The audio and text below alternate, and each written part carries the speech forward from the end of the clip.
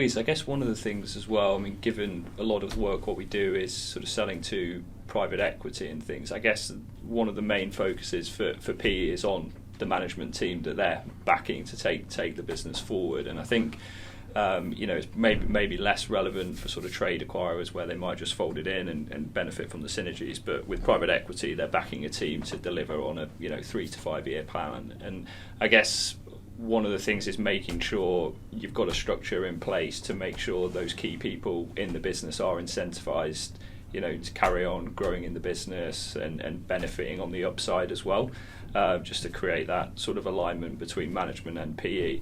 What are the things that we can do in terms of the tax structuring and putting those incentives in place? What do they look like? Yeah, so I think the first point is you need to identify who those key individuals are that you do want to incentivise. And then secondly, for any share incentive plan that you are going to put in place, to make sure that it is more tax efficient than just paying a bonus, you really do need to be thinking about that early and getting it implemented to ensure that it is more tax efficient. Unfortunately, you can't just decide, 2 weeks before a deal that you want to implement a share scheme. Emily, I think if you want to add anything there.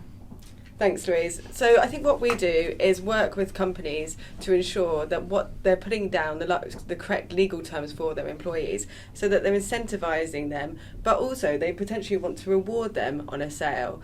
The problem is that you don't want to reward them so much that then they're not incentivised to go any further. So often we've seen that clients might want to allow someone to exercise some of their shares in an option at an exit, but then roll over their shares in the buyer. And that's a really great way of ensuring you've got both elements in there. No, I think it's such a key point on deals, because I think back to some of the businesses we've advised on over the last 2-3 years, and I guess one of the big issues that we found in due diligence with buyers is when these schemes haven't been implemented correctly. And we've had deals where there's literally been millions of pounds sitting in escrow because of the tax risks associated with putting those option schemes in place. So I guess it goes back to the same point around just making sure if you are going to put something in, you think way ahead before a potential sale to make sure you've got all of the areas covered to make sure the options are watertight. Yeah, because you might have already put them in, but actually we need to look at them and make sure that they're effective and you're not going to be suffered down the line. Yeah, and taking into account any changes in sort of HMRC approach and guidance. We have seen changes and we've had to review share schemes as a result of that.